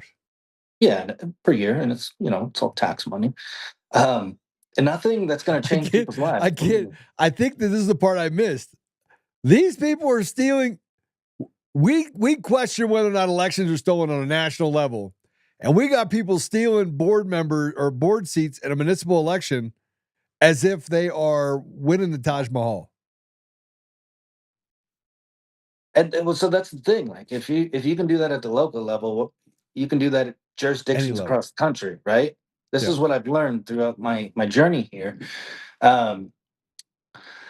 So onward, like they are now like, oh, we seized power. And if you don't listen to us, it's insubordination. And I'm like, I got a fire department to run. I have like emergency calls for service to answer. And we're heading into Memorial Day weekend, like the end of May in 2023. And the board president, now self-seated, Paul Del Toro, calls and he's like, I froze the bank accounts of the district. I'm like, what? And if you go to my pages, I have the recorded phone call because at least at this point I was like recognizing I need to start, protecting things. And so he basically was like, first item, what's up with these security cameras? I want the audio off. And I'm like, that's not a thing, and I kind of like dodged the question here. And then he tells me he froze the bank accounts. Going into, you live in Colorado, man. Pikes Peak Memorial Day weekend is the official kickoff to summer. Can you imagine the influx of demands on emergency services for that? And yet I don't have a bank account to pay for fuel to feed, whatever I need. So, so that was their first act, is freeze the bank accounts illegally. And so I'm like, how did you do that? You're not a signatory on the bank account. Well, I went in and I told them I have the authority to do that. And this becomes, I'm trying to kind of speed through this because it was a lot, but like a week later, the board or the bank says, no, this isn't a legal thing. And he, in email, memorialized this. So like this was all given to the district attorney's office, that the bank said that my arrangement with them was illegal. So your arrangement or his arrangement? His arrangement. Paul Del Toro went to the bank, said, I'm the board president. He's not authorized on the bank account. It freezes these accounts the bank comes back, they got lawyers and stuff. We're like, that's illegal. We're not honoring that. What Well, bank is this? I don't remember. It's in Woodland Park, Colorado. So there's probably Okay. two banks. Right. But so as a little foreshadowing, I imagine people can understand, like, bills stop being paid and people start calling the fire chief. One of those being the insurance that covered the district. So um, back up 1 second. So June 5th. This is not funny, by the way, Eric, but we're going to have a No, little bit of humor in this because it is Friday. But you just Yeah. told me that the insurance for the district didn't get paid. Yeah. Okay. So to jump this point, though, like I got one step ahead. June 5th, this other board member, Alan Schultz, responds pro se to the complaint filed at the district court by the old board president to stay the election, and says that he requests that I be charged criminally because I turned over evidence to the investigators. So he acknowledges it, and then, has this animosity towards the fact that he knows that I secured the security footage of election fraud and turned that over to an investigator, right? So I invoke my indemnification to the board president on June 5th. I say, hey, like, he's threatening me. I have an indemnification clause. I need the district to help me get an attorney. Uh, June 6th happens. The next day, the insurance cancels. Or they call and tell Paul Dottore that they were going to cancel it because it didn't get paid. So he and the rest of the board calls me and they say, you got to shut down the fire district. We don't have insurance. And I'm like, imagine the anger I have as the fire chief. I now have to publicly tell people my fire department cannot respond to calls. How do I do that? Wait a minute. I feel like there's a takeover happening in all this. There is. Everybody can feel it at the time, right? But this is how it played out. And it plays out over the span of 33 days. I want everybody to understand, from the day I met with the DA investigator and provided evidence to my being fired for the election, or for the insurance not being paid, was 33 days. And the chaos that happened between those 33 days was insane. None of it was about responding to emergency calls for the community in any which way. Okay. So the old investigator, the investigator that came out, said it was election fraud, passes it over to the new guy, tells him it's election fraud. At that point, that guy gets a phone call probably from the DA or someone else. It sounds like the leftist guys are the ones that are trying to take over the board. Am I right on that? Or are they Republicans too? Yeah, I don't know their political ideation, to be honest. That's actually really smart. The fact you actually said that, good test, is that you didn't care. It could have been Peter Pan. Peter Pan could have been trying to steal the election and put Captain Hook in there. What would you care? Who cares? The fact he stole the election. Yeah, 100%. That's it. I don't care who it is. Yeah, so basically June 22nd, they post this meeting agenda. All meetings have to have a public agenda like any other special district or government meeting. So they post it and they basically, like, we're going to evaluate Erik Holt's employment. And so I called David Guest again. And I had a couple days before that called him back and I said, like, hey, I know that Kramer passed this to you. I need to report fraud, banking fraud, theft, public funds corruption, all this stuff to you. And that's in the DA investigation report that I did that. And then the final time I called him was June 21st, 2023, when I got, the notice basically that they were going to fire me. And I called him and I said, hey man, like, I would like you guys to help me out. I'm a witness to all of this and they're going to fire me. Is that not some form of retaliation? And he basically blows me off and was like, nah, I don't think it is. And I was like, that's what Guest says. Yeah. And that was the first time I was like, uh-oh, what the hell? Right? Like, what's happening right now? And yeah, I literally the next day, June 22nd, I lost my job. And they fired me and fired all 62 of the firefighters that served under me. Gone. Okay, No fire department. So my guess is that they brought in El Paso County Fire Department and replaced it. No, they brought in volunteers that were their friends, basically. So now you've got 80-year-olds responding to calls with no medical training, no certifications in firefighting. That's not real. That's not real. That's a real story. Yeah, you can look it up on the Pikes Peak Courier did an article about like all members walked out, and then the board just sort of said, "You're not firefighters here anymore." Not even like official letters or nothing. It was absolutely wild. And these board people are still there. Uh, so initially, like 2 within 6 months resigned, and then the election just happened again in May after 2-year terms, and 2 of them got voted off, and now 1 remains, which is Paul Del Toro. But it's still kind of associates and friends. You know how that good old boy stuff is. And what happened to the people that got voted out? Where are those guys? They're witnesses in your case, obviously. Yeah, so that's kind of the uniqueness now is a lot of them don't like each other, and they're at odds with each other. But because of me, they're still tied together in litigation. So I have the federal case that I filed against the district, the fire department, basically insurance, and then which funny enough, you might find the humor in this. It's the insurance that called and said, "We're canceling your insurance for non-payment," is now defending them. Is that I mean, talk about my luck, right? But Yeah. I also filed a recently before the statutes ran out. I filed a District Court of Colorado in the Fourth Judicial against them in their individual capacities. So I named all 5 of them as defendants, not the district. Okay, so you did that. And that is represented by an attorney, or you did that pro se as well?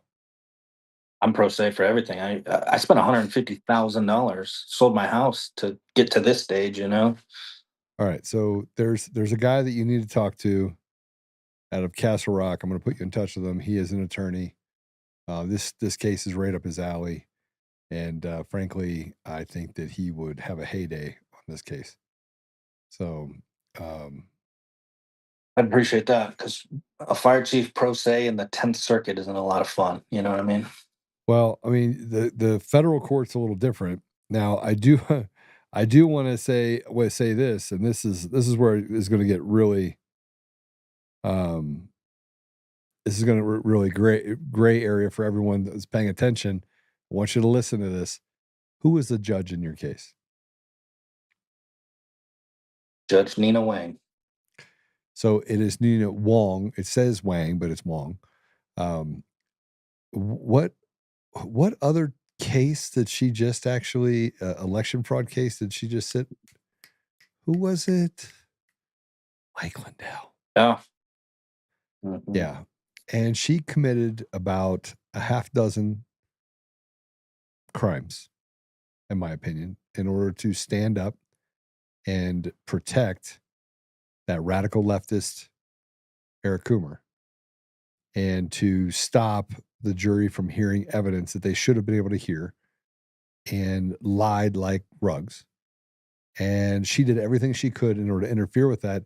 And the case was a monumental success because there's a little box that says, do you think that he did it maliciously? And it was like, no. So the jury verdict was very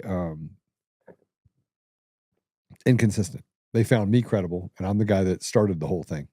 They found me truthful, non-defamatory.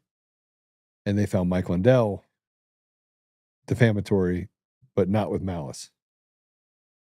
See how that works? Yeah, Very inconsistent. Talk about a learning curve. I don't know what your experience was before federal court and in that stuff, but for me, like I hired an attorney. I thought it was pretty clear. Like 33 days on a fake thing. Like they took action to freeze a bank account and then fired somebody for the bill not getting paid. Seemed like a pretty home run thing, but the judge granted summary judgment after 2 years that in the broadest scope of like what official duties. So anybody that knows how you have to show First Amendment retaliation is the Garcetti Pickering, and so she wouldn't even let me get past prong one, which is, was I acting in my official duties? The answer I.e., is yes. well, I don't think I was. I think I was acting in my citizen capacity. Nobody paid me to investigate election fraud. Okay. All right. Now I get it. Okay. But your official capacity gave you access to the video. Yeah. Well, she said because I was the only paid full-time employee and the board was under investigation, it was the only person that he could have got the footage from was the fire chief. Therefore, summary judgment is warranted. And just for everybody out there, like summary judgment is only if there's no disputed facts of the case. And so I have a huge problem with her ruling. And That you should, because she's a radical left judge, a communist judge, a rotted to the core and incredibly disgusting. And look, she was very kind to me, but I didn't put up with anything. I was like, yeah, you want me to lie? No. Okay. So I'm going to just tell her then, if you want me to tell you the truth. They put me under what's called an ad limine deal, saying that I couldn't discuss any parts of the case that they said were off limits. I couldn't talk about Coomer's a Satanist. I couldn't talk about, right. And the whole case was about me. The whole trial was about me. Mike's trial, my name, I think, is in the transcript some 20,000 times. 20,000. I don't know if that's, maybe it's 18,000. Somebody said it was like 20,000. So maybe it's less than that. But you could probably take Mike Lindell, his name, and my name, put it next to each other, and mine's like times 5,000% more than his. Is that because they needed to try to discredit you, or like what? Oh, they tried everything they could to discredit me. The entire trial was about me, and they wrote about 1% of the trial about me in the news, and that was only time that they wrote about me was when they could slander me. And because I gave good testimony and I was very truthful to the jury, and the jury got to hear me for 2 days, they didn't want to address that. I mean, you want to talk about, and you had Kyle Clark in there. You had all these communist Antifa journalists. These really bad people that are horribly, horribly, horrible people were in there on the journalist side. And they, yeah. So I know exactly what you're dealing with Nina Wong. She is. And here's my thing. All I want is to show evidence to a jury. I believe in our justice system and as it was established. Now, do you? Well, I can't get to a jury because of the judge. Like because they get to decide who gets justice and who doesn't. So it's not a justice system. It's a judge system. It's a system where they get to roadblock and take away the rights of Americans. And if you don't like it, and you don't stand up when they walk in the room because they get to wear the black robe and act like you're just a peasant, a slave, then you don't get to the point where of all the footage you have, it's factual. Of all the calls that you have, it's all factual. It's factual data. And now what they're saying is that we're going to create this environment, this little chasm over here, and say, no, we can't allow you to go forward, and we can't allow the public to see this. So we're going to stop you in your tracks. Am I wrong? That sounds exactly what my opinion is, because there's one element that's dispositive that the judge can determine, which is Garcetti's prong one. Yeah. Was it official duties? And if it's official duties, then you can't be protected by the First Amendment for retaliation. And guess what was decided on the broadest sense possible, ignoring tons of evidence. Like, I wasn't the custodian of the footage. I had to pay for it through a third-party vendor. I wasn't in charge of the election like she inferred. Somebody was hired by the board to do that.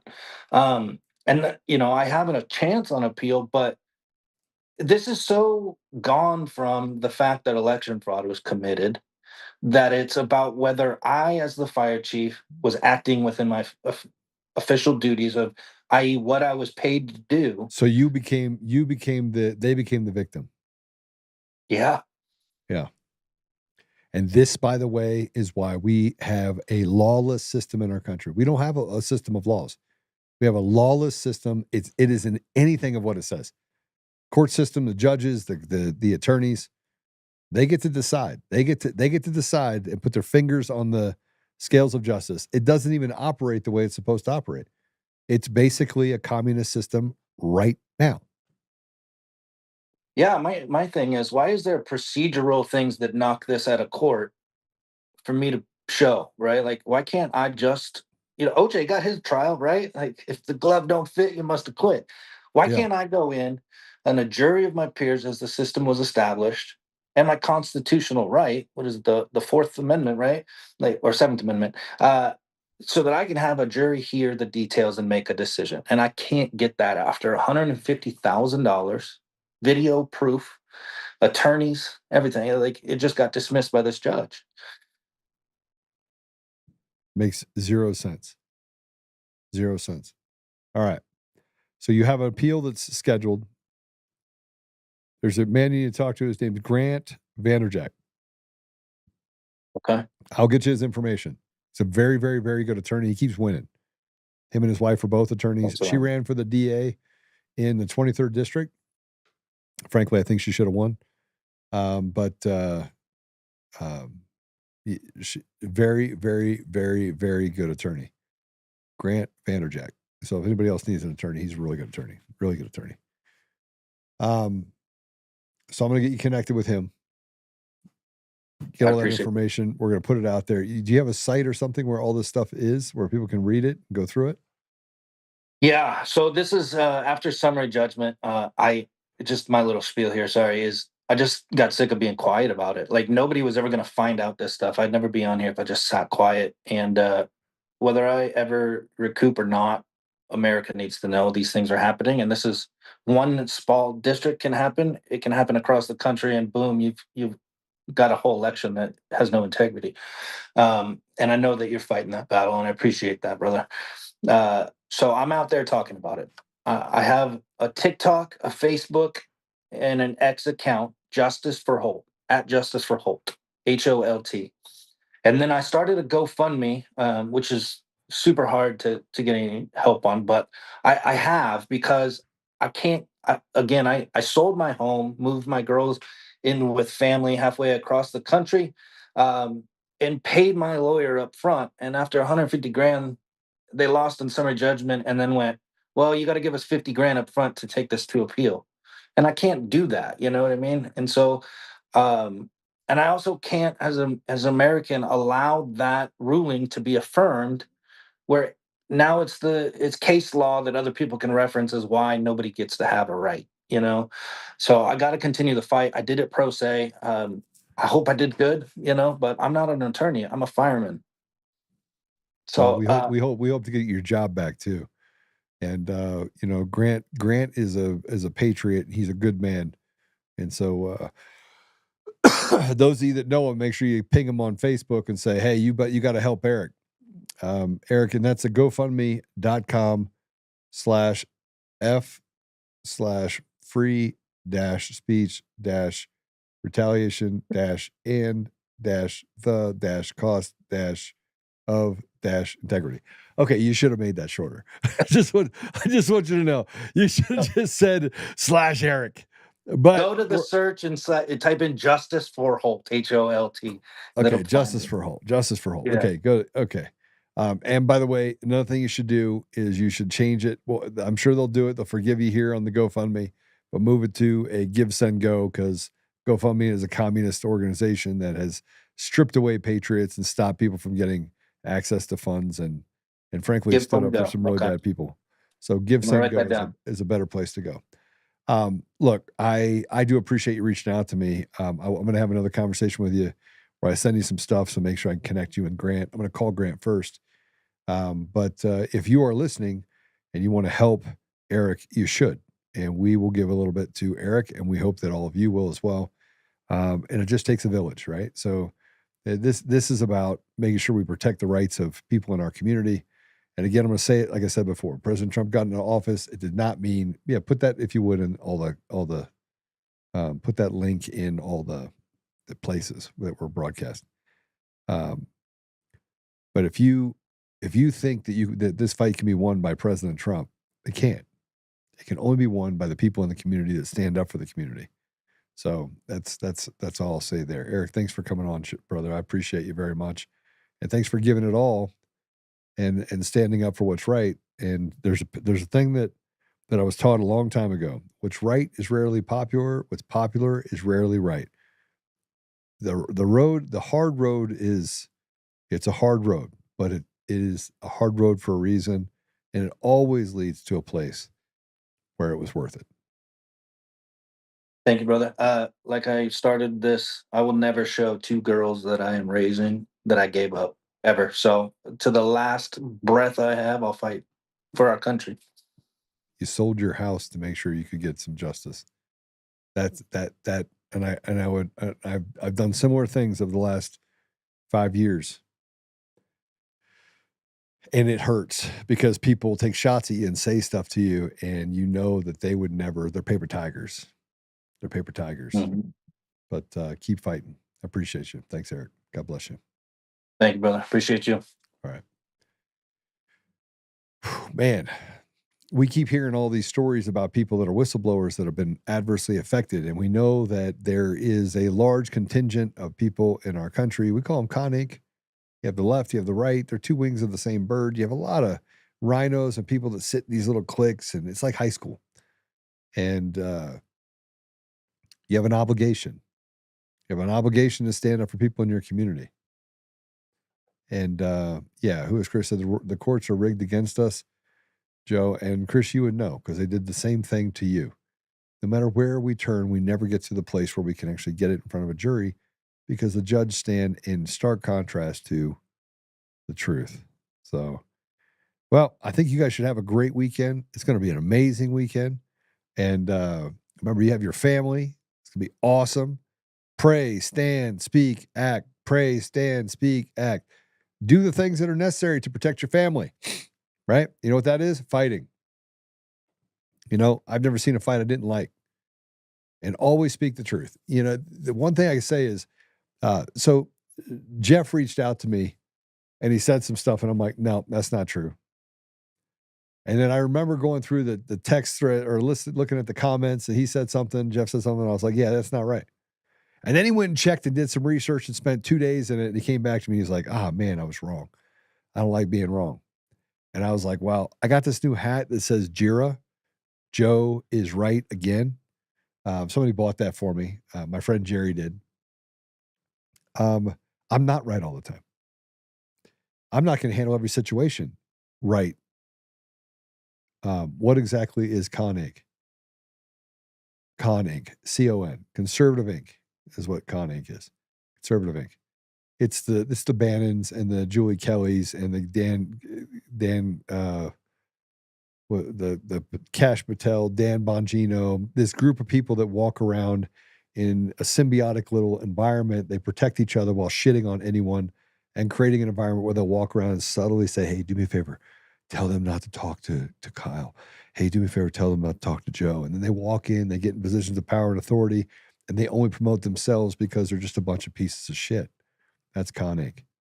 It extends all the way into the turning point where they basically sexually harassed a young lady that if you'd have done it to my daughter, I'd have beat you within an inch of your life. And then they made them the victims. And yeah, that Con Inc. Right. And I'm going to pull people outside of that. You know, I think Tucker Carlson is outside of the purview of Con Inc. I think Candace Owens has proven that she's given the finger and say, that's not Con Inc. Ben Shapiro is Con Inc. Right? He's the guy that said you're stupid if you don't get the vaccine. Only it started killing a bunch of people. And now you look who's the stupid one, only to come back.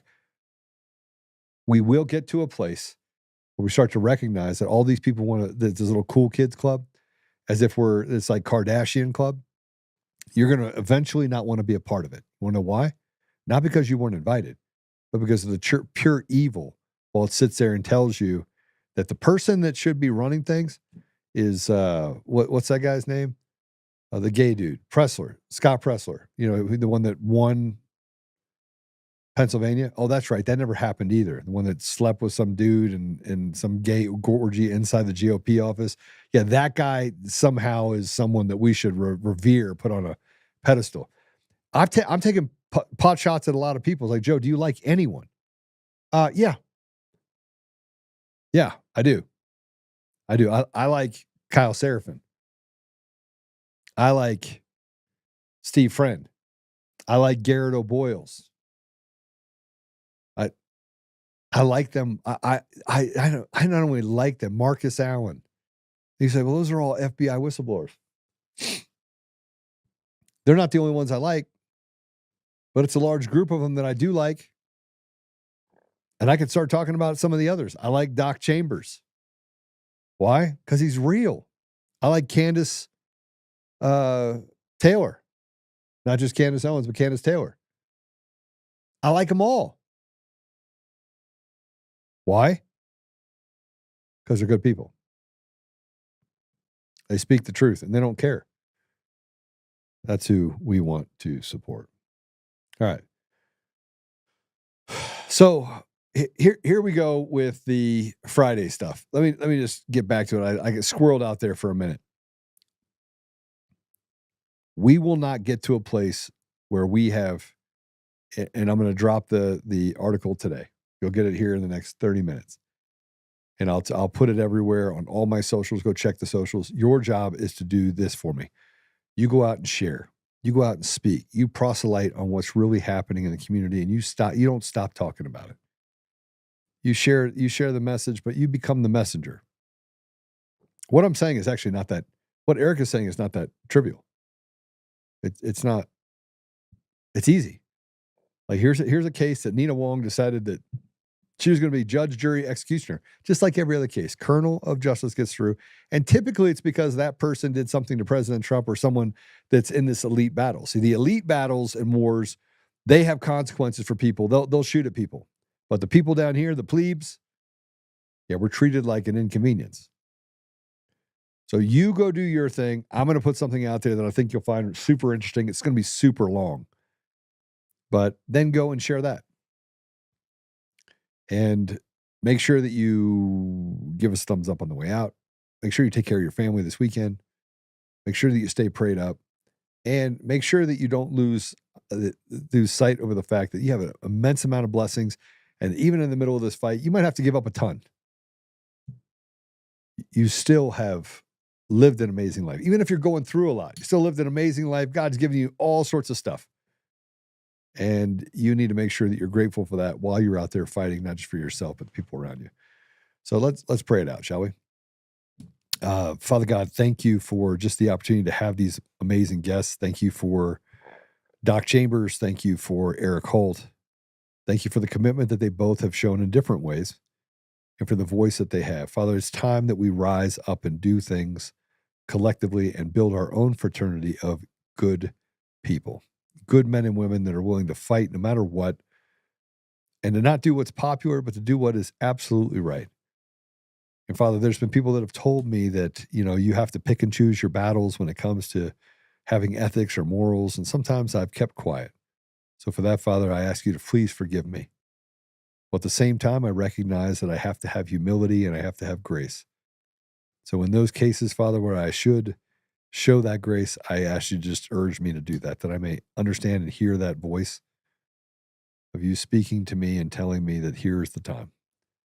And in all other places, Father, I just ask you to give me the wisdom and the strength to keep fighting against the evil that we have in our community that is going after our children and our grandchildren and not just here in the United States, but around the world, that they have created this institutional cancer and created an environment where they can hurt anyone they want at a moment's notice.